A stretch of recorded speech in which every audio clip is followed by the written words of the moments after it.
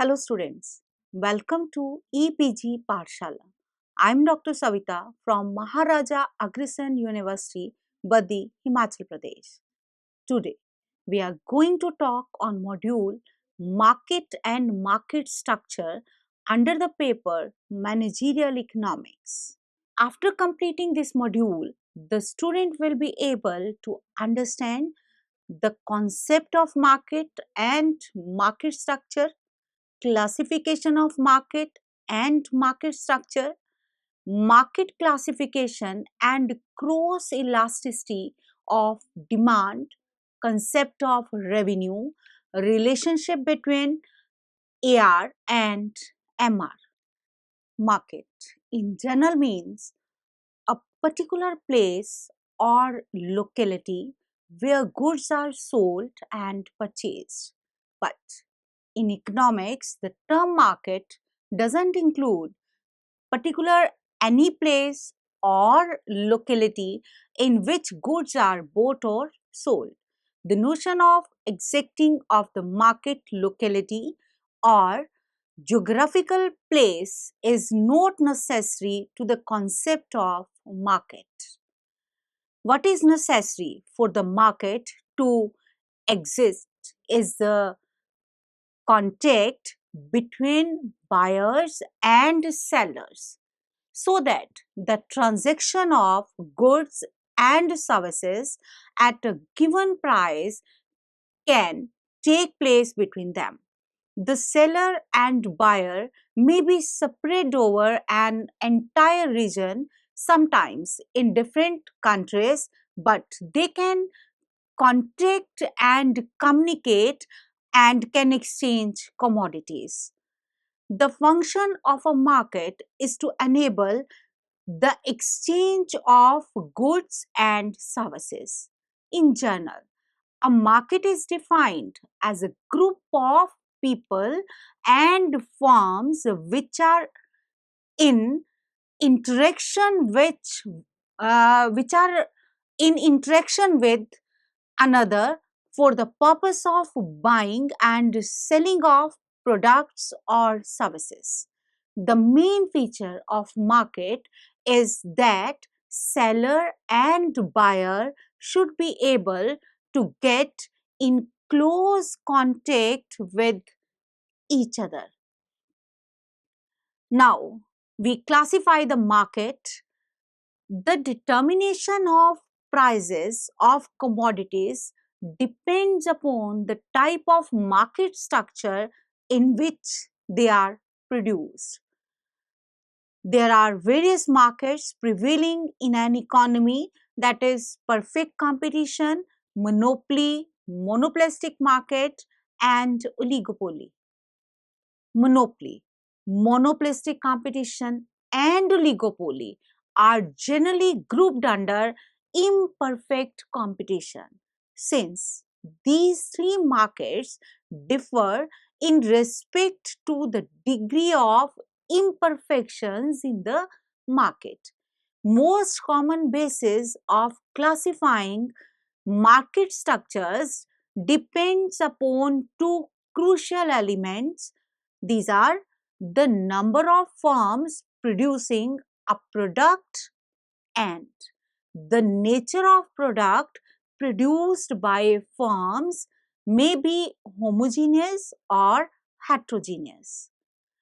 The price elasticity of demand for a firm's product depends upon the number of competitive firms producing the similar product as well as degree of substitution which is possible between the product of a firm and other products produced by competitive firm. Following are the basis for classification of market. Classification by geographical area. Geographical classification of markets based on the spread of buyers and sellers such as local, regional, national and international markets. Classification by volume of business. According to this classification, markets can be classified into wholesale and retail markets. Classification by nature of transactions. Based on the nature of transactions, markets can be classified as spot market or future market. Classifications by regulations. According to the government stipulations and regulations, markets can be classified into regulated and unregulated markets. Classification by status. Based on the intermediation with buyers and sellers, markets can be classified into primary, secondary, and terminal markets. Classification on the basis of market structure. It is the most important base for classifying markets and takes into consideration the four components of market, that is sellers, buyers, products, and conditions of entry and exit. Classification on the basis of time. According to time, markets can be classified as very short period, long period, and very long period markets. Classification of market structures. Markets are conventionally classified into four types, namely perfect competition, monopoly, monopolistic competition, and oligopoly. The classification of market structures based on the four principal components of market and the number of decision variables have been presented in a tabular form as follows. Types of market, perfect competition. Nature of product, homogeneous for all forms. Number of sellers are large, number of buyers are also large. Free entry or free exit, price uniform, and decision variables is output. Now, monopoly. Monopoly has unique product without close substitution. There is one seller, large number of buyers. Entry is not easy. It means entry barriers. Price is very high. Decision variables, both price and output are under control, but decision can be taken about one of them. Discriminating monopoly. Unique product, number of sellers 1, number of buyers large, entry barriers high, and discrimination in prices. Next type is monopolistic competition. Nature of product is product differentiation but close substitute. Number of buyers large, number of sellers large. Product differentiation act as entry barrier higher than perfect competition but lower than monopolistic, and decision variables are price, nature, and extent of product differentiation. Oligopoly may be homogeneous or heterogeneous, sellers few, buyers large. Product differentiation act as entry barrier and prices low. Price, product differentiation, and selling expenses. Duopoly may be homogeneous or heterogeneous. 2. Large, product differentiation act as entry barrier. High, price, product differentiation, and selling expenses. Now, we explain below each form of market category. Now, we classify the market structures, that is perfect competition. It is characterized by large number of buyers and sellers of an essentially identical product. Individual buyers and sellers are only price takers, note makers. At the ruling price, a firm can sell any quantity. The number of sellers is deemed to be so large and the amount of sales done by each so small in relation to the market that none of the seller taken by him is able to influence the price by his own individual action of expanding or withholding its produce. Again, here the number of buyers is thought to be large enough to prevent any one buyer from affecting the price in the market by his own action of purchasing more or less, and the purchases made by any one of the buyers are small as compared with the purchase of all the buyers in the market. All the sellers in the market have a perfectly similar product to offer, that is, the product offered by each of the producer is in every way the same from time viewpoint of the buyer. The seller's product are similar in color, shape, design, and service, so that no one of the buyers has reason to be attached to any one of the seller. There is no effect of any kind whatever to prejudice buyer's mind in favor of their product. There is free entry or exit of firms. It means any firm from outside the industry must be able to enter the industry without any obligation, and any firm working in the industry must be free to go out of it and when the firm likes. The four conditions given above have been introduced in the market to ensure that an individual seller is a price taker. Single seller can neither raise his price above that of the market nor can afford to lower it. If a seller raises his price above that prevailing in the market, he loses all of his customer.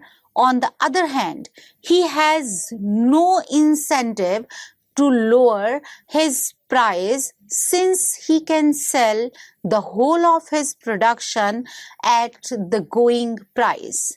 If no one seller or buyer can influence the price, then how is the price determined? It is not determined by individuals. It is a result of the industry demand and supply. Market supply and demand interact to determine price, and individual take it as a given. Monopoly. Monopoly is the opposite of competition. Pure monopoly is the opposite of pure perfect competition. In such a market, there is only one seller of the product, the sole controller of the supply of the product in the market. The seller produces a commodity for which it is difficult to find a substitute. The firm constitutes the industry. The demand for output of this one firm is at once demand for the total industry. A pure monopolist is one who can charge any price he likes by restricting his output. Whatever the price he decides to charge, total expenditure on his product done by purchasers remain the same. In other words, the elasticity of demand for the product of the firm is unitary. Monopolistic competition. It involves many sellers selling differentiated products and many buyers. These products are close, although not exact substitutes, and there is high cross elasticity of demand between the products. There may be difference in quality, style, color, size, packing, trade names, brands, types of service, location of stores, containers, and many other considerations that may give rise to a spirit of attachment of buyers to particular sellers. All the firms producing the closely related competing goods compose one industry. Examples are articles of clothing, barefoot, toilet articles, and many other articles generally sold in retail stores. Oligopoly. It is that market situation in which the market for a commodity is dominated by a few firms, each of which is producing and selling a considerable proportion of the total output sold in the market. When there are two sellers in the market structure is called duopoly. It is just a special case of oligopoly. Each firm is so large relative to the size of the market that by its own individual action, it can affect market price. Changes by it in the output sold or price charged do not go unnoticed by its rivals. Therefore, in shaping its price policy, each firm must take into consideration the reactions of the few honor producers and also his possible reaction to their reaction. Market classification and cross elasticity of demand. This concept of cross elasticity of demand has been used to measure the amount any kind of competition among firms and therefore for classifying market structures. In perfect competition, the cross elasticity of demand for the product of a single firm with respect to a change in price of the rest of the industry will be infinite. It means the proportionate fall in the demand for the product of a single firm will be infinitely large compared with any given proportionate fall in the price of the product of the whole industry. In monopolistic competition, the cross elasticity of demand for the product of a single firm with respect to a change in the price of other products made in the monopolistic group will be very high. The cross elasticity of demand for a product of a monopolistic with respect to a fall in the price of other products in the economy will be very low. In nutshell, we can say that in perfect competition, cross elasticity of demand is infinite. In monopoly, cross elasticity of demand is very low or zero, and in case of monopolistic competition, cross elasticity of demand is very high. But this concept of cross elasticity of demand as a measure of classifying market structure is very much inadequate and sometimes leads to erroneous Conclusions. The main objection is that it causes neglect of the two basic elements of market structure, that is, the degree of attachment or detachment of substitution among products and the number of firms in the relevant group or industry, and these two concepts are fundamental to an understanding of market structure. It has been further pointed out by many economists that cross elasticity of demand of any perfectly competitive firm, instead of being infinity, is zero, and in case of monopoly it is also zero. So cross elasticity of demand in two market situations, that is in pure competition or in pure monopoly, which are opposite to each other, found to be the same. Therefore, it is observed that the market classification on the basis of elasticity of demand is not satisfactory. The basis of classification of market should be on the number of firms in the industry and on the nature of the product, that is, attachment or detachment of substitutes. Now, we discuss the concept of revenue. The firm has to play the dual role of the producer and a seller.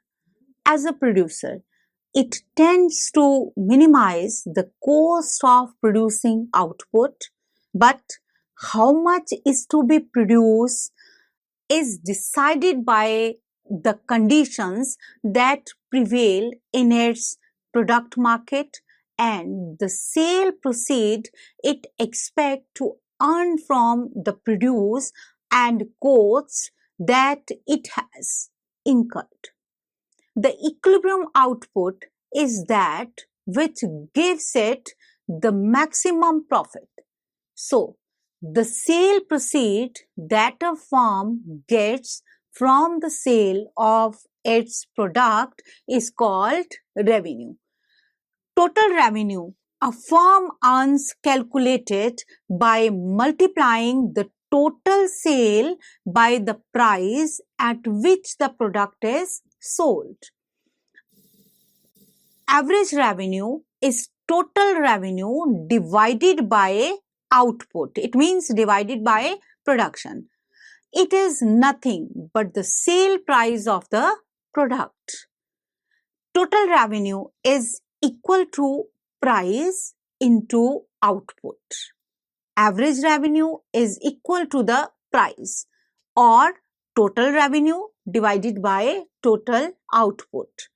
Marginal revenue is the addition made to the total revenue by the sale of an additional unit of the product in the market.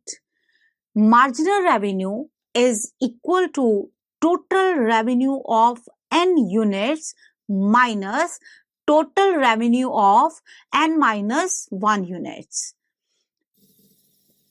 As the firm sells more of its production in the market, it expects adding to its sale proceeds. So, a firm is expected to sell more only when it adds to its total revenue. In other words, marginal revenue ordinarily goes on falling as more is sold. Ultimately, a state is reached whereas the firm goes on selling more and more, the market is saturated with an output and marginal revenue is reduced to zero, that is, no addition to total revenue. The relationship between average revenue and marginal revenue. A cost curve in different market forms remains the same, but revenue curves changes with the change in the form of market. The relationship of AR and MR can be studied in different market forms such as perfect competition, monopoly, monopolistic competition, and oligopoly. Revenue curves under perfect competition, one market and one price, is the golden rule of perfectly competitive market. In perfect competition, all firms are price taker and price is settled by an industry with the forces of demand and supply. So, one price prevails in the market. So, in perfectly competitive market, price is equal to AR and MR. Under perfect competition, both AR and MR will be parallel to OX axis as it is seen in the figure. In this figure, output and revenue is taken on OX axis and OY axis respectively. AR and MR are equal to each other and are parallel to OX axis. At OP price, a firm can sell any amount of goods. Revenue curves under monopoly. Monopoly is a market where one seller and large number of buyers. Under monopoly market, both AR and MR curves slopes downward, but MR lies below AR. In this figure, output and revenue all measured on OX axis and OY axis respectively.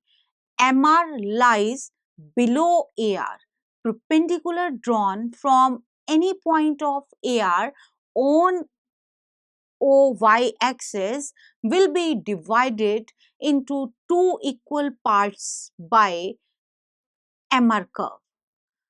AR and MR slopes downward because under monopoly, a producer has one option with him. Either he can sell more quantity of output at lesser prices, or he can charge high price but is bound to sell less quantity of output. MR also slopes downward and the rate of fall of MR will be greater than AR. Revenue curves under monopolistic competition.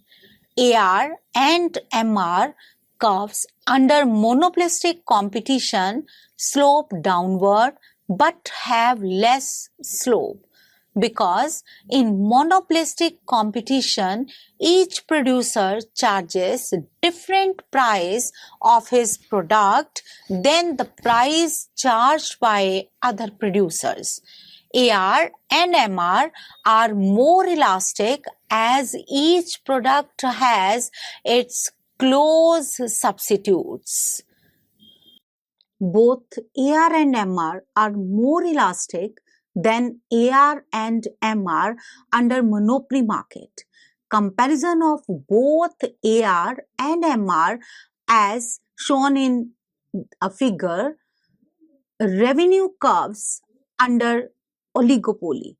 Oligopoly is a situation of market where few sellers are selling homogeneous or differentiated products. In this market, there is a competition among few sellers and AR will be kinked curve as it is shown in the figure. Output and revenue is measured in O-axis and OY-axis. AR has a kink at point K. The demand curve is a combination of two demand curves. First portion of DD up to point K is more and the lower portion of DD after point K is less elastic when a producer changes price of his product, then he assumes that other firms are not changing prices of their products. This portion is up to K from point K onward. When a producer changes price of his product, it is assumed that other producer will also change prices of their products. When all firms lower price of their products, then sale will not increase at any single firm. There will be a very small increase in the sales of all firms. Both these portion forms a kink on AR at point K. MR curve become discontinuous at AB level of quantity sold.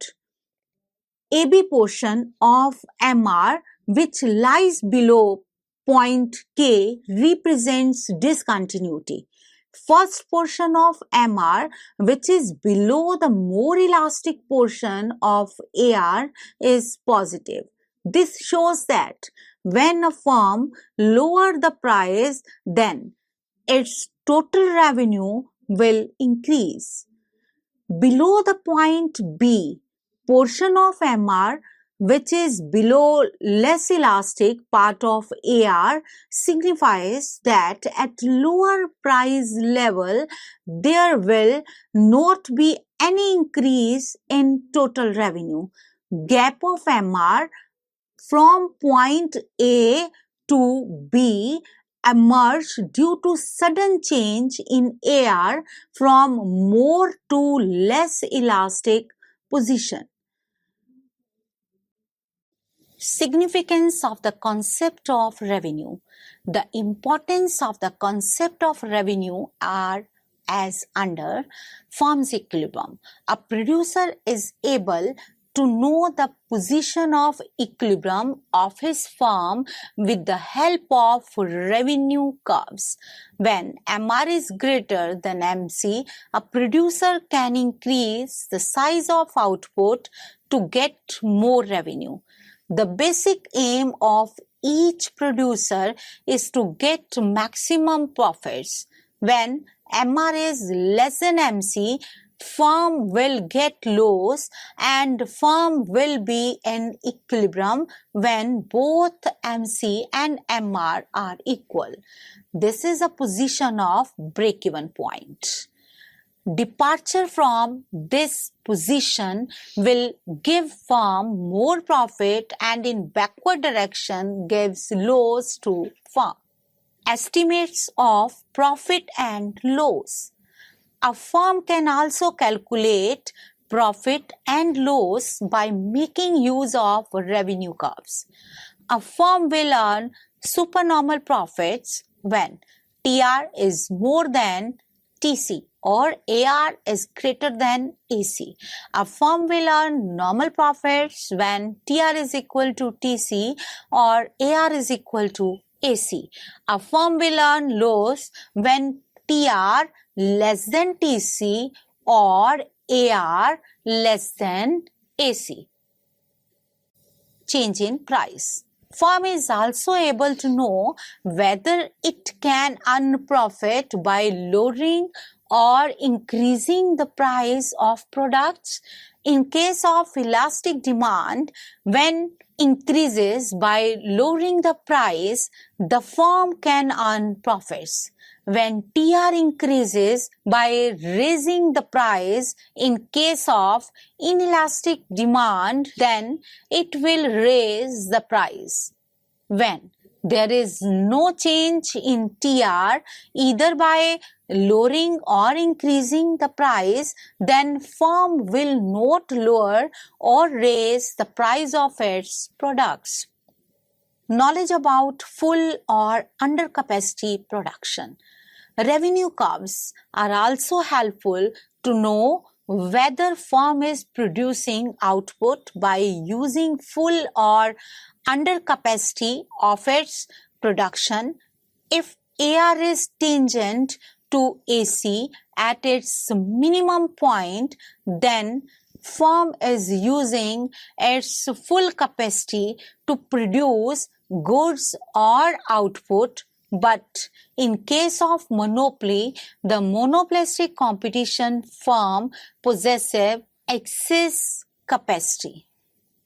So students, let's now summarize what we have learned in this module. Market structure describes the competitive environment in the market for any good or service. A market consists of all firms and individuals willing and able to buy and sell a particular product. This includes firms and individuals currently engaged in buying and selling a particular product, as well as potential entrants. There are four types of markets: perfect competition, monopoly, monopolistic competition, and oligopoly. Market structures determines a firm's power to fix the price of its product a great deal. The degree of competition determines a firm's degree of freedom in determining the price of its product. Thank you.